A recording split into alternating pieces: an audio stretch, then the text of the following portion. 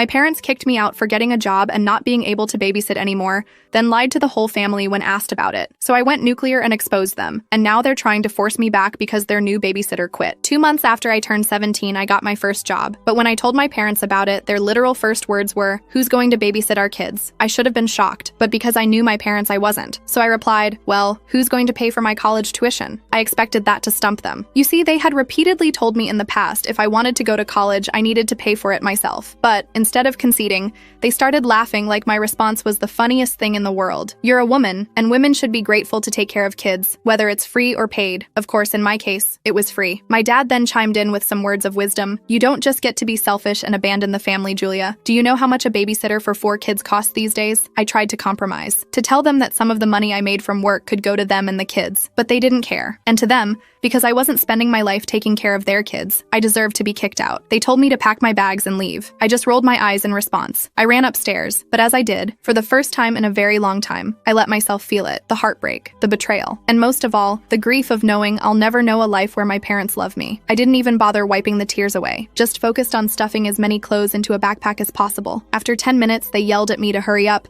and that's when we left for my cousins. On the way there, my parents kept trying to change my mind. My dad reminded me of how much my siblings loved me, or more specifically, how no one else could get them to stop crying like I can. Their manipulation wasn't even that good, but for some reason, I still felt bad. I started questioning if I really was selfish. My mom even started crying, not because she'd miss me, but because now they had to pay for a babysitter. So when we arrived at my cousin Megan's and they just drove off without saying goodbye, I felt even more guilt, especially when she opened the door, because her face immediately lit up with joy, and she gave me the first genuine smile I'd seen in a long time. Kindness felt so unfamiliar to me that as soon as we got inside, I immediately broke down in tears. Her face fell and she tried to console me. "Well, kinda. My love, why don't you just help your parents out a little?" Help? I've cut off friends, let my grades drop, sacrificed everything to constantly take care of their kids. I didn't mean to shout, but I couldn't help the anger inside me. I turned to face her with disgust at her suggestion, but that's when I saw a look of genuine shock on her face. "Your parents told me you were acting entitled and just didn't want to help out when you had nothing to do all day." I immediately started crying again, but this time it was in her arms. I told her the whole truth, why I ended up at her place, all while she held me and told me I would be safe under her roof. Surprisingly, she seemed anything but angry, but I would soon find out she was more than just angry. I ended up crying myself to sleep that afternoon. I didn't wake up until a few hours later when I heard Megan yelling. It was in the room next door. When I heard the anger in her voice, I sat up immediately. She was usually a very shy, timid person, so hearing her like this was super unusual. It was obvious that she was talking to my parents. I couldn't make out what she was saying,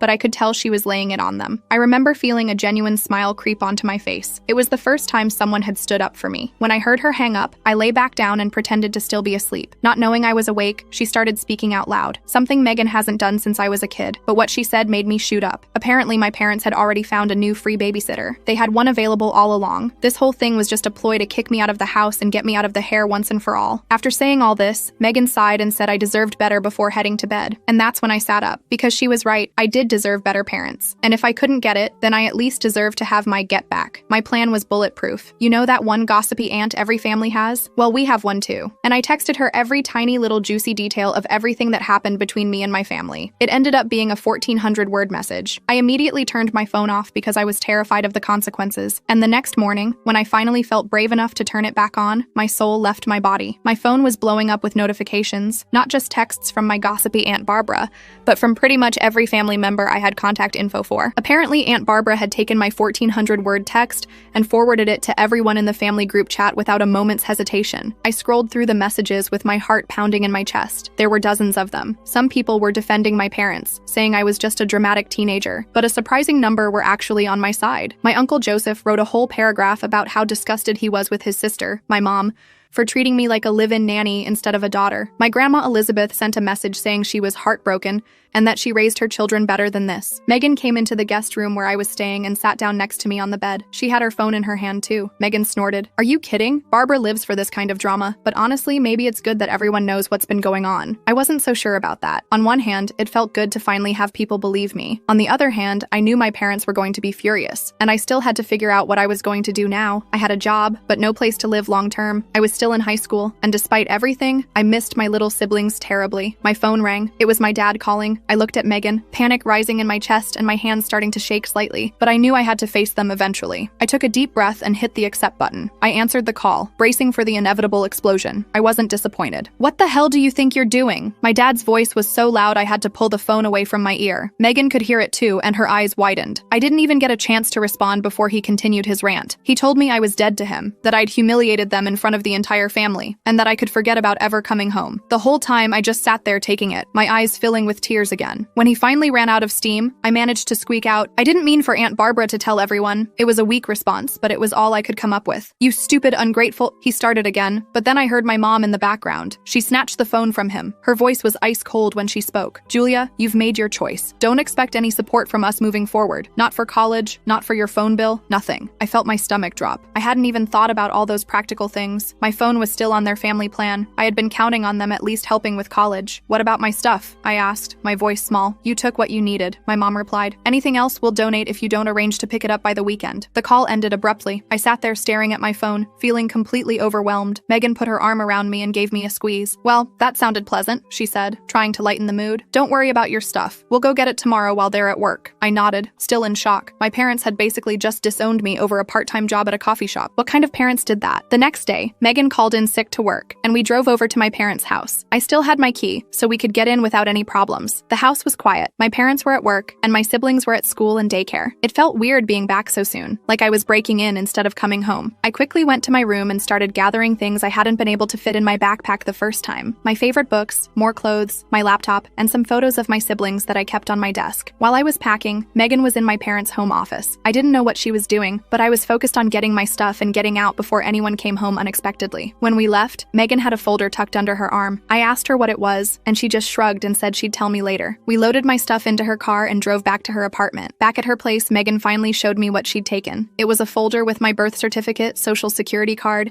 and some other important documents. She had also grabbed my parents' spare credit card that they kept for emergencies. "You're going to need these," she explained, "and they owe you for all the free babysitting." I was shocked. "We can't use their credit card. That's stealing." Megan rolled her eyes. "Relax. We're not going on a shopping spree, but you need clothes for work, a new phone plan, and some basic necessities. They owe you at least that much." I wasn't comfortable with it, but I also didn't see many options. I had $50 to my name and wouldn't get my first paycheck for 2 weeks, so I reluctantly agreed to use the card, but only for things I absolutely needed. We went to the mall that afternoon. I got a few black t-shirts and pants for my coffee shop job, a cheap prepaid phone, and some toiletries. All in all, we spent about $200 on the card. Still, I felt guilty about it, even though Megan assured me it was nothing compared to what a real babysitter would have cost them over the years. The next day was my first shift at the coffee shop. I was nervous but excited to start earning my own money. The shop was called The Daily Grind. Super original, I know. The manager, Jamie, was pretty cool and patient with my training. I messed up a few orders and struggled with the espresso machine, but overall it wasn't too bad. When I got back to Megan's after my shift, I had 3 missed calls from an unknown number. I hesitated before calling back, worried it might be my parents from a different phone. It wasn't. It was my little sister Emma using my brother's iPad. She was only 10 but somehow managed to memorize my number. She was crying, asking why I left and when I was coming home. It broke my heart to hear her so upset. I tried to explain in a way she would understand without bad-mouthing our parents. I told her I had a job now and needed to live closer to work, that I still loved her and my other siblings very much. She didn't really get it, but she made me promise to come see her soon. I promised, even though I had no idea how I would manage it. After that call, I was a mess again. Megan suggested we order pizza and watch dumb movies to take my mind off everything. It helped a little, but I couldn't stop thinking about my siblings and how much I missed them. The next few days fell into a routine. I would go to work, come back to Megan's, do homework, and repeat. I was exhausted all the time from trying to keep up with school while working nearly every day after classes, but at least I was making money now. About a week after everything went down, I got a text from my Aunt Barbara asking if I wanted to come to Sunday dinner at her house. She mentioned that my grandparents would be there, along with some other relatives who wanted to see me. I was hesitant. Was this some kind of trap? But Megan thought it would be good for me to see family who were supportive. So that Sunday, Megan drove me to Aunt Barbara's house. As soon as we walked in, my grandmother rushed over and pulled me into a tight hug. She was crying, which made me start crying too. I hadn't realized how much I needed a grandmother hug until that moment. The dinner was actually nice. No one pressured me to talk about my parents, but they made it clear they were there for me. My grandfather even slipped me an envelope before we left. When I opened it in the car, I found 5 crisp $100 $500 bills inside. I tried to call him to say it was too much, but he wouldn't take it back. He said it was to help me get on my feet. That money was a huge relief. I immediately used some of it to get off my parents' phone plan and onto my own. I also opened a bank account without my parents' names on it, something Megan had suggested. Things were looking up, until they suddenly weren't. 2 weeks after I moved in with Megan, I came home from school to find her sitting at the kitchen table with a serious look on her face. "We need to talk," she said, gesturing for me to sit down. My heart sank. Was she kicking me out too? Where would I go? "Your mom called me today," Megan continued. "They've noticed the charges on their emergency credit card." I felt sick. I should have known they would check the statements or get a purchase alert. What appeared to be a spare card was actually one they monitored regularly. "What did she say?" I asked. "She accused us of theft and threatened to call the police if we don't return the card and pay back every cent," Megan replied with a grimace. "But here's the kicker. She also wants you to come home." I was shocked. "What? Why would they want me back after everything that happened?" Megan's expression turned grim. "Because their new babysitter quit after just 1 week. Apparently 4 kids under 10 is too much for most people. Who knew?" I laughed bitterly. Of course that was the reason. They didn't miss me. They missed their free childcare. "I'm not going back," I said firmly. "I can pay them back for the card from my paychecks, but I'm not going back to being their slave." Megan nodded, looking relieved. "That's what I told them, but they're pretty upset about the money. Your mom mentioned something about small claims court." I felt a flash of panic. Could they really take us to court? Would we get in trouble? I still had most of the $500 from my grandfather, so I could pay them back right away, but the whole thing left me feeling anxious and angry. The next day at school was awful. I couldn't concentrate on anything. I kept imagining police showing up to arrest me for credit card fraud or something. By lunchtime, I was a nervous wreck. My friend Casey noticed something was wrong and dragged me outside to the courtyard to talk. I ended up telling her everything. She was horrified by what my parents had done. "That's actual child neglect," she said. "They can't just throw you out because you got a job. You're still a minor." I hadn't really thought about it that way. I was so used to being treated like an adult at home that I forgot I was still legally a child. Casey's mom was a lawyer, and she suggested I talk to her about my options. I was hesitant. I didn't want to drag more people into my family drama, but Casey insisted, and after school she took me to her house. Mrs. Thompson, Casey's mom, listened to my whole story without interrupting. When I finished, she had a lot of questions about specifics, dates, exactly what was said, who else knew about the situation. I answered as best I could. "Julia, what your parents did is not okay," she said finally. "They're legally obligated to provide for you until you're 18. They can't just kick you out because you won't babysit." She explained that I had options. I could file for emancipation, which would legally make me an adult before turning 18, or we could report my parents to Child Protective Services, which might force them to take me back or place me in foster care. Neither option sounded great. Emancipation would mean taking on full adult responsibilities when I was already struggling to balance school and work. And CPS might take my siblings away too, which I definitely didn't want. Mrs. Thompson must have seen my hesitation. She suggested a third option, having another relative petition for temporary guardianship. That way, I could legally stay with someone like Megan or my grandparents without my parents getting in trouble. I thanked her for the advice and promised to think about it. On the way back to Megan's, I got a text from a number I didn't recognize. It was my little brother Alex, using my dad's old phone. He said my parents were fighting all the time now, and the house was a mess without me there. My heart ached reading his messages. I missed him and my other siblings so much. When I got back to Megan's, I had a surprise waiting for me. My grandparents were there, sitting in the living room with serious expressions. For a second, I thought something terrible had happened. "Don't look so worried," my grandmother said, patting the couch next to her. "We just want to talk about what happens next." They had heard about the credit card situation from my mom, but unlike my parents, they weren't angry. They were concerned. They thought I shouldn't be working so much while trying to finish high school. They wanted me to focus on my education. My grandfather cleared his throat. "We have a proposal for you. We'd like you to come live with us until you graduate. We have plenty of room, and you won't have to work so many hours to support yourself." I was stunned. My grandparents lived in a nice house about 30 minutes from my school. Moving in with them would solve so many problems, but I was worried about imposing on them. They were in their 70s and probably didn't want a teenager disrupting their retirement. "We've already discussed it with your parents," my grandmother added, seeing my hesitation. "They've agreed, as long as you visit them and the kids every weekend." Of course they had a condition. They still wanted access to my free babysitting services, but 1 day a week was a lot better than every day. And living with my grandparents would be a huge improvement over couch surfing at Megan's, as much as I appreciated her taking me in, so I agreed. That weekend, I moved my stuff to my grandparents' house. They had converted their home office into a bedroom for me. It was small but cozy, with a twin bed, a desk, and a bookshelf. My grandmother had even bought new bedding and curtains to make it feel like my own space. The first night there, I slept better than I had in weeks. There was something calming about being in their house, away from the chaos of my parents' home, but still with family who cared about me. The next morning was Saturday, which meant I had to face my first visitation with my parents and siblings. My grandmother drove me over, promising to pick me up at 6 p.m. sharp. I was nervous the entire ride over. When we pulled up to my parents' house, my siblings came running out the front door. Emma launched herself into my arms, and the younger ones crowded around me, all talking at once. I hugged them tightly, realizing how much I had missed their little faces. My parents were standing in the doorway, watching. My mom's expression was unreadable, but my dad looked annoyed, probably because he had to deal with the kids all morning until I arrived. Once my grandmother left, I spent the day playing with my siblings, helping them with homework, and catching up on their lives. It was almost like old times, except for the tension whenever my parents were in the room. My mom eventually cornered me in the kitchen while I was making lunch for the kids. "So, you're too good to live here anymore, but you'll take handouts from your grandparents?" she said with a sneer. I tried to stay calm. "I'm just trying to finish high school without being homeless," I replied, focusing on making sandwiches rather than looking at her. "You were never going to be homeless," she scoffed. "You're so dramatic." I bit my tongue to keep from pointing out that they were the ones who kicked me out. Instead, I just carried the plates of food to the dining room for my siblings. The rest of the day was awkward but manageable. My dad mostly ignored me, which was fine by me. At 6 p.m. exactly, my grandmother's car pulled up outside. I hugged my siblings goodbye, promising to return next weekend. As I was walking out the door, my mom called after me. "Don't forget to bring your babysitting money next time." I turned, confused. "What babysitting money?" She rolled her eyes. "The $500 you owe us for stealing our credit card." I was about to argue but decided it wasn't worth it. I just nodded and left. In the car, I told my grandmother what happened. She looked angry but didn't say anything until we were halfway home. "Your mother always did have a selective memory," she finally said. "She seems to have forgotten all the money they saved using you as a nanny for 5 years."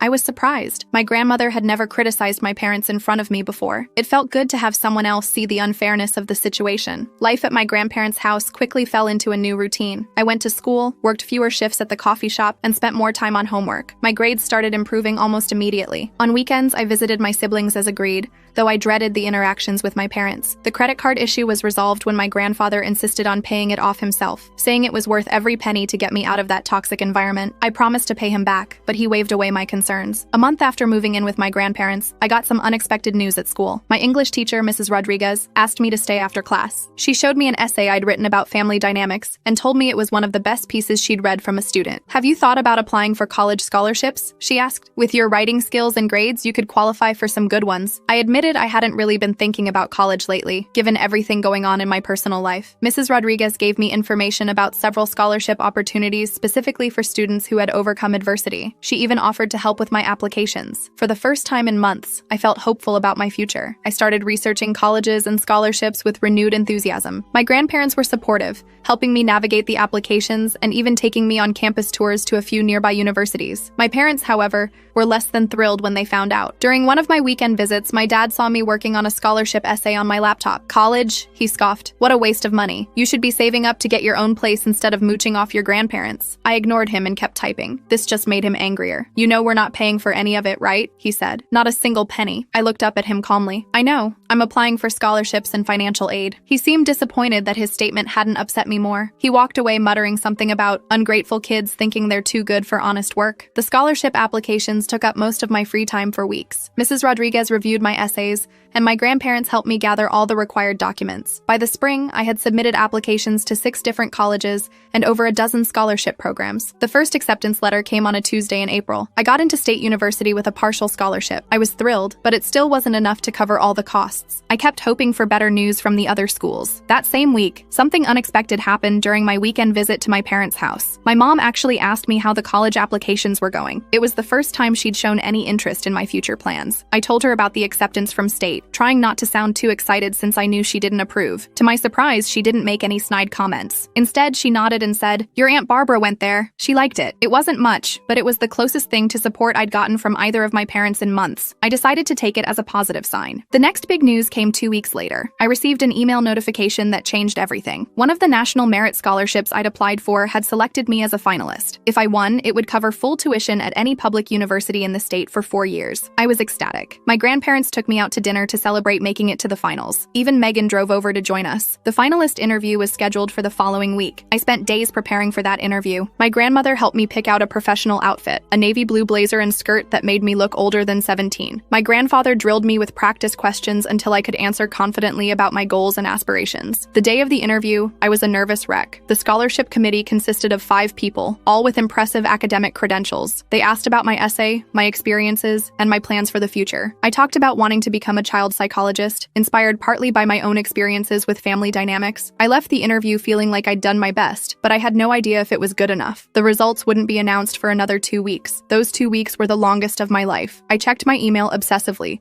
jumping every time my phone made a notification sound. My grandparents kept telling me to relax, that whatever happened, we would figure something out. But I knew how much that scholarship would change my life. Meanwhile, things with my parents remained complicated. During my weekend visits, I noticed my mom was making more of an effort to be civil, even asking about school occasionally. My dad was still distant, but at least he wasn't actively antagonistic anymore. My siblings, of course, were always happy to see me. Emma had started calling me every few days just to chat, which I loved. The younger ones would fight over who got to sit next to me or show me their drawings first when I visited. Those moments made the awkwardness with my parents worth it. Finally, on a rainy Tuesday afternoon, the email arrived. I was at my grandparents' house doing homework at the kitchen table when my phone pinged with a notification. The subject line read, National Merit Scholarship Decision. My hands were shaking so badly I could barely open the email. My grandmother noticed and came to stand behind me, placing a steadying hand on my shoulder. I took a deep breath and tapped the notification. The email loaded, and I quickly scanned the first paragraph, my heart racing. Congratulations. I didn't even need to read the rest. I had won. Full tuition for 4 years at any public university in the state. I burst into tears, a mix of relief and joy washing over me. My grandmother hugged me tightly, also crying. My grandfather came in from the garage to see what all the commotion was about, and soon he was celebrating too. That evening, we had an impromptu party. Megan came over with a cake, and Casey stopped by with balloons. Even Mrs. Rodriguez made an appearance with a gift, a beautiful leather-bound journal for my college years. In all the excitement, I almost forgot to tell my parents. I called them that night, nervous about their reaction but wanting to share my news. My mom answered the phone. I told her about the scholarship, trying to keep my voice neutral despite my excitement. There was a pause on the other end of the line. Well, she finally said, I guess all that studying paid off. It wasn't exactly enthusiastic, but it wasn't negative either. I decided to take it as a win. Does this mean you're definitely moving away for college? She asked next. I explained that I was still deciding between schools, but yes, I would likely be living on campus somewhere. There was another pause. The kids will miss you, she said. And then, so quietly, I almost didn't hear it. We all will. It was the closest thing to an admission that they cared about me that I'd heard in years. I didn't know how to respond, so I just thanked her and said I'd see them on the weekend as usual. After that call, I sat on my bed for a long time, thinking about how much had changed in just a few months. I'd gone from being my parents' live-in nanny to living with my grandparents and winning a full scholarship to college. It wasn't the path I had expected my life to take, but maybe it was the one I needed. The next day at school, I found myself smiling for no reason throughout the day. The future that had seemed so bleak just months ago now looked bright and full of possibilities. I had people who believed in me and supported my dreams, and I was starting to realize that maybe, just maybe, I deserved that support all along. As April turned to May, things kept looking up. I spent most of my time at my grandparents' place, which honestly felt more like home than my parents' house ever did. I still went over every weekend to see my siblings, but those visits got less awkward as time passed. My mom actually started making small talk with me,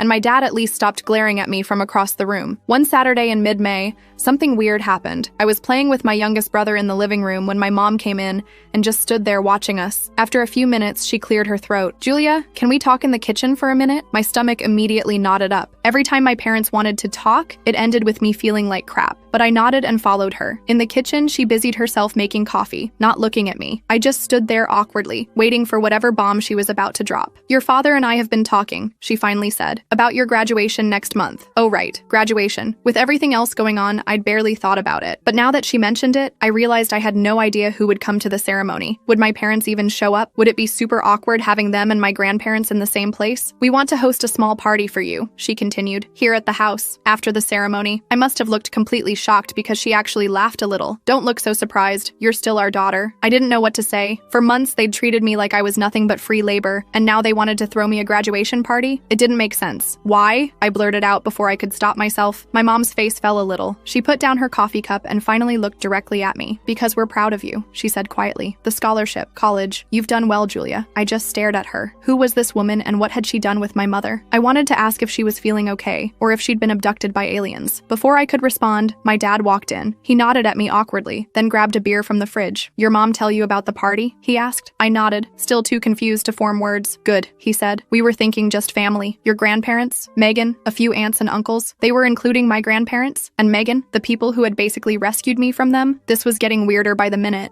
That sounds nice, I managed to say. Thank you. My dad nodded again and left the kitchen. My mom went back to fussing with coffee cups. I escaped back to the living room as soon as I could, my head spinning. That night at my grandparents' house, I told them about the party offer. My grandmother got a weird look on her face. Your Aunt Barbara went to visit them last week, she said. Had a long talk with your mother, apparently. That explained some things. Aunt Barbara was my mom's older sister and pretty much the only person my mom would actually listen to. If Barbara had called her out on her treatment of me, it might have gotten through to her in a way that no one else could. So, should I let them throw this party? I asked. Or is it some kind of trap? My grandfather chuckled. Not everything is a trap, Julia. Sometimes people just realize they've made mistakes and want to fix them. I wasn't so sure about that, but I decided to give them the benefit of the doubt. I texted my mom the next day saying I'd like to have the party. She sent back a thumbs up emoji, which was probably the most enthusiastic response I'd ever gotten from her. The next few weeks flew by with finals and graduation preparations. I was ranked 12th in my class, which meant I'd get to wear one of those fancy honor cords with my cap and gown. My grandparents were so proud they took me shopping for a new dress to wear under my gown. Casey and I spent a whole Saturday decorating our caps. I put, "Nevertheless," she persisted on mine with glittery gold letters. It felt appropriate given everything I'd been through. Graduation day arrived with perfect June weather. I woke up early, too excited and nervous to sleep in. My grandmother made her special blueberry pancakes for breakfast, and my grandfather kept taking photos of me like I was a toddler heading off to my first day of kindergarten. The ceremony was at 2 p.m. When we arrived at the school, the parking lot was already packed with families carrying balloons and flowers. I spotted my parents' car right away. It was hard to miss with all 4 of my siblings' faces pressed against the windows,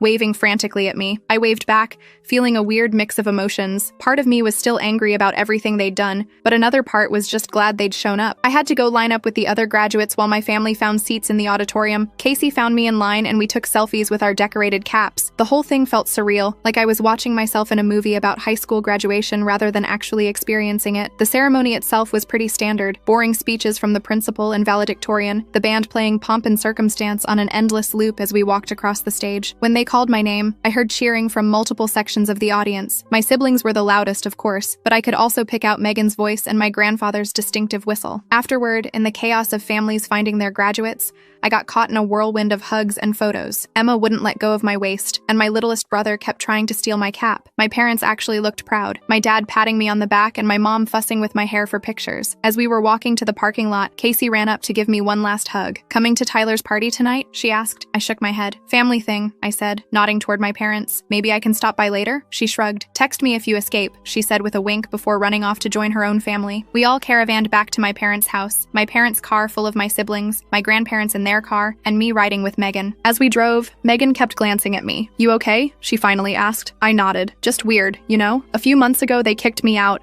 and now they're throwing me a graduation party." Megan smiled. "People can surprise you sometimes, not always in bad ways." When we got to the house, I was shocked to see balloons tied to the mailbox and a congratulations graduate banner hanging over the front door. Inside, the dining room table was covered with food, and there was even a cake with my name on it. More relatives arrived. Aunt Barbara, who hugged me so hard I thought my ribs would crack. Uncle Joseph, a few cousins I hadn't seen in ages. Even Mrs. Thompson, Casey's mom who had given me legal advice, stopped by with a gift card. The party was actually fun. My siblings were on their best behavior, my parents were being weirdly nice, and everyone kept telling me how proud they were of me. I kept waiting for the other shoe to drop, for someone to mention babysitting or for my dad to make some snide comment about college being a waste of time. But it never happened. After cake, my mom announced it was time for gifts. There were the usual graduation presents, money, gift cards, a new laptop from my grandparents that I nearly cried over. But then my parents handed me a small box. Inside was a key. I looked at them, confused. "It's to our house," my mom explained. "We want you to know you always have a home here, even when you're away at college." I just stared at the key, completely speechless. My dad cleared his throat. We didn't handle things well," he said awkwardly. "When you got that job, we were wrong to kick you out. Was this really happening? Was my dad actually admitting they were wrong?" I looked around to see if anyone else was as shocked as I was, but everyone was just smiling like this was totally normal. "Your Aunt Barbara reminded us that parents are supposed to support their children, not the other way around," my mom added. "We took advantage of you, Julia, and we're sorry." I couldn't believe what I was hearing. An actual apology from my parents. I half expected the ceiling to cave in or for aliens to suddenly invade. We're also sorry about the babysitting, my dad said. We've hired a real babysitter now, for when you're not here. I looked at my grandparents, who were beaming with pride. My grandmother gave me an encouraging nod. Thank you, I finally managed to say. That means a lot. The rest of the party passed in a blur. By the time everyone left, it was almost 9 p.m. I texted Casey that I wouldn't make it to Tyler's party after all. I was too emotionally drained to handle a high school rager. My grandparents were the last to leave. As they were heading out, my grandmother pulled me aside. Your parents called us last week, she said quietly. They wanted to know if we'd help them with your college expenses, whatever the scholarship doesn't cover. I was stunned all over again. They did? She nodded. People can change, Julia. Sometimes they just need a wake-up call. After everyone left, I found myself alone in the kitchen with my parents. There was an awkward silence as we all avoided eye contact. So, my mom finally said, "You're all set for State University in August?" I nodded. Yeah, orientation is in July. I got assigned to Thompson Hall. That's on the north side of campus, right? My dad asked. Near the library? I was surprised he knew that. Yeah, it is. How did you know? He shrugged. I looked it up. Wanted to know where you'd be living. We fell into another silence, but it felt less awkward this time. More like we were all just adjusting to this new normal. You know, my mom said hesitantly, if you wanted to move back home for the summer, there's room. I thought about it for a moment. Part of me wanted to say no immediately, but another part recognized that they were trying, in their own awkward way, to make amends. I'll think about it, I said. I promised Grandma I'd help her with her garden this summer, but maybe I could split my time. They both nodded, seeming satisfied with that answer. My dad checked his watch. It's getting late. Do you want us to drive you back to your grandparents? I shook my head. Megan's coming back to get me in a few minutes. As if on cue, my phone buzzed with a text from Megan saying she was on her way. I started gathering my graduation gifts. Leave some of it here if you want, my mom suggested, for when you visit. When Megan's car pulled up outside, my parents walked me to the door. My mom surprised me with a hug, and my dad awkwardly patted my shoulder. Congratulations again, my mom said. We really are proud of you. As Megan drove me back to my grandparents' house,